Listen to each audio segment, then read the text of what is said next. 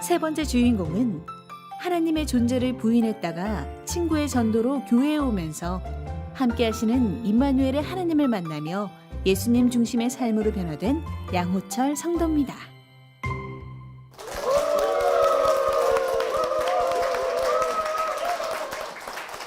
저는 그 철학책을 많이 읽다 보니 하나님은 존재하시지 않아. 왜냐하면 내 눈에 보이지 않으니까 라고 생각했습니다.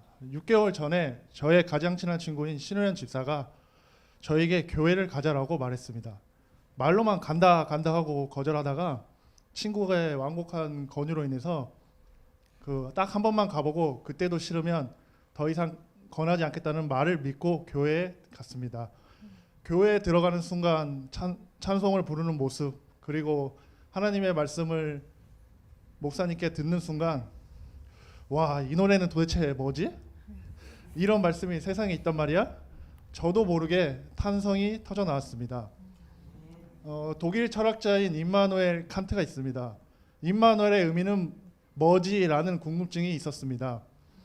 곧 목사님 말씀을 듣던 중에 마태복음 속에 그의 이름은 임마누엘이라 하나님이 우리 함께 계시다 함이라, 칸트 그의 이름은 이런 의미로 지은 거네 라고 답을 찾았습니다.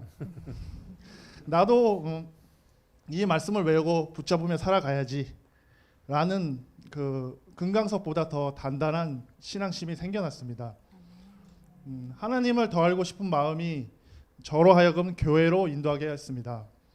그분께서는 어떤 생각을 하고 계시는지, 그리고 하나님께서 사람에게 바라는 건 무엇인지, 또 사람이 어떻게 살아가야 하는지에 대한 질문에 하나님은 태초 6천년 전부터 살아 계시고 지금 현재에도 살아 계시고 앞으로 미래에도 살아 계신 유일한 분이시라고, 한마디로 살아 계신 주라고 대답할 수 있는 믿음이 생겨났습니다.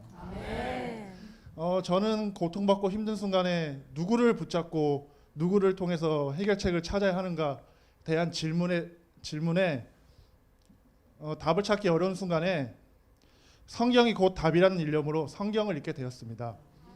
요한복음 속에 예수님께서 행하신 표적 중에 물을 포도주로 만드시다, 눈먼 자를 고치시다라는 부분을 읽게 되었습니다. 물을 포도주로 이런 일이 가능하단 말이야? 눈을 뜨게 해주시는 것, 사람에게 가장 힘든 고통을 없애주시다니 엄청난 충격이었습니다. 나도 같은 상황이 되면 예수님께서 표적을 행하여 주시겠지? 라는 믿음으로 인격적인 예수님을 만나게 되었습니다.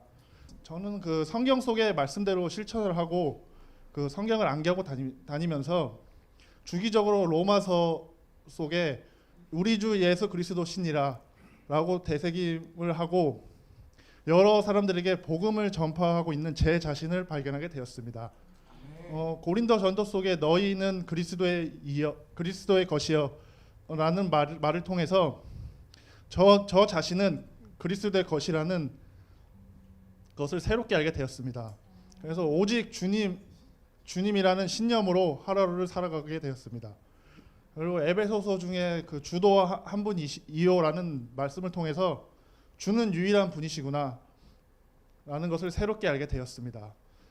그로 인해서 우상을 숭배 및 이방신을 섬기는 행위 자체가 모조리 사라지게 되었습니다. 기도를 할 때는 하나님께서 원하시는 것을 주시는 것이라는 사실이 저로 하여금 온갖 시련과 유혹을 이기는 방법은 주만을 붙잡는 것, 그리고 임마누엘을 삶의 좌우명으로 삼는 것이었습니다. 이로 인해서 제 자신이 궁극적으로 가야 하는 삶의 지향점을 찾게 되었습니다. 저에게 가장 큰 기적은 세상 중심에서 사는 사람이 하나님 중심으로, 그리고 말씀 중심으로 하루를 살아가게 되었다는 것입니다. 부족하지고 두서가 없지만 태어나서 처음으로 간증할 수 있는 기회를 주신 하나님께 진심으로 감사드립니다.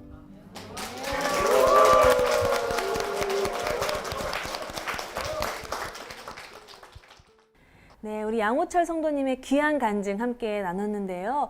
이것이 교회에 나온 지 6개월밖에 안 된 성도님이 하실 수 있는 간증인가 싶을 정도로 우리에게 매우 은혜가 되고 도전이 되는 간증이 아니었나 싶습니다.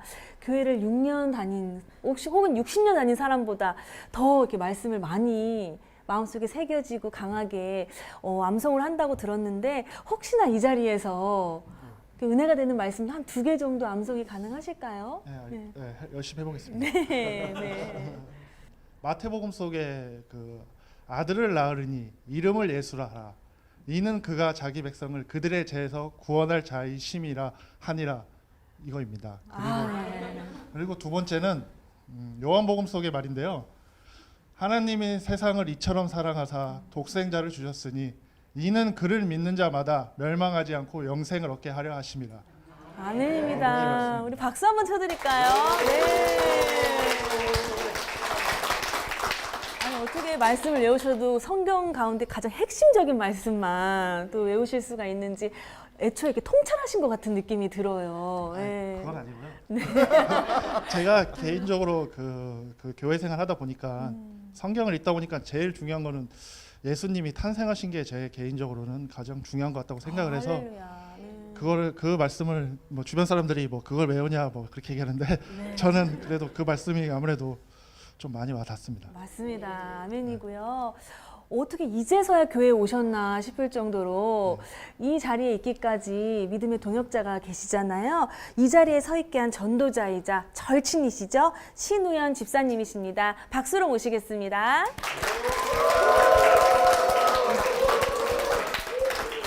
아니, 오늘 이 자리에 친구분이 서서 간증을 했어요. 네. 얼마나 은혜가 되세요? 정말로 계속 친구가 이렇게 간증을 하는 동안 온몸에 전율이 일어날 정도로 네. 큰 은혜 받았고요. 또한 큰 도전을 받았습니다. 네, 또한 우리 양호철 성도님께서 하나님은 이 세상에 없어, 내 눈에 보이지 않으니까 라고 이게 말했던 그 강한 고집이 있으셨기 때문에 반대로 하나님은 정말 살아계셔라는 강한 고백 또한 깊게 새겨지는 게 아닌가 싶은데요. 그런 친구분의 그 뚝심을 알기 때문에 더 전도하고 싶은 마음이 있으셨을 것 같아요. 이런 변화된 모습을 보면서 집사님께서도 개인적으로 받으신 은혜가 엄청 크실 것 같은데 네, 어떠세요? 맞습니다. 큰 은혜도 받고 있지만 큰 도전을 더 많이 받습니다. 친구가 굉장히 영혼이 맑은 친구고요. 네. 또 성실합니다. 그렇기 때문에 교회에서 행사가 있으면은 일일이 자기가 앞장서가지고 이렇게 꾸준히 일을 열심히 하는 모습을 보면은 이 집사인 저보다도 이렇게 얼마 안 된 초신자 친구가 이렇게 열심히 하는 모습을 보면서 저가 더 큰 도전을 받고요. 더 열심히 해야겠다라는 생각을 이렇게 느끼고 있습니다. 맞습니다.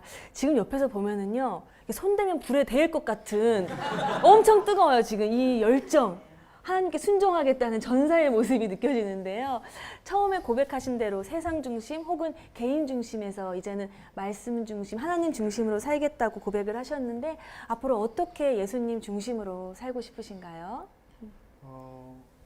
아무래도 그 예수님을 알려면은 성경을 많이 읽어야죠. 네. 근데 저 자신도 좀 읽으면서 좀 어렵다고 생각하는데 많이 읽으면은 많이 쉬워질 것 같습니다. 그리고 그 예수님의 그 복음성가나 찬송가를 저도 이렇게 한번 특성을 혼자서 할 수 있는 기회를 한번 만들고 싶습니다. 만약에 부른다면 네. 주만 바라볼 자를 제가 여기서 혼자서 독창하겠습니다. 오. 네. 할렐루야. 아니, 근데 지금 드는 생각인데 반주는 없지만 이 자리에서 한번 해보실까요? 오늘 시작으로. 네. 이거는 제가 좀 혼자 준비한 건데요. 네, 아 정말요. 저는 이거보다는 저 살아계신 주를 좀 아, 좋아합니다. 찬송도 또 많이도 알고 계시네. 많이 이거는 너무 빨리 보여드리면은 안 돼요. 기대감이 없으니까요. 네. 이건 제가 이제 따로 한 달 정도 연습해서 해야 될 것 같고요. 한 달 뒤 다시 와야겠네요. 지금은 좀 떨려서 노래 못했고요. 네. 가사만이라도 좀 들려드리겠습니다. 알겠습니다.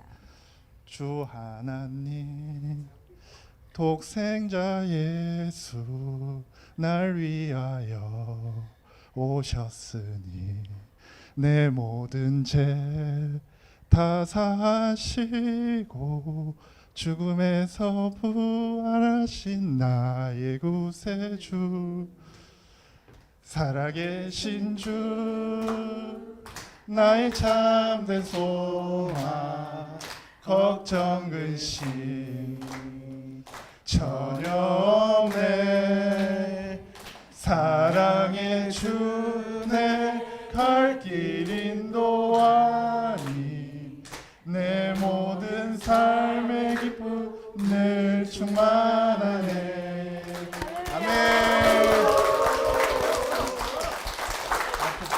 긴장을 해서 잘 못했는데요. 너무 잘하셨어요. 이거는 정말 잘하고 못하고가 중요한 게 아닌 것 같아요. 그 어느 특성보다도 은혜가 되지 않았나 싶고요. 지금 이 시간 가장 기뻐 받으실 우리 예수님의 얼굴이 그려집니다.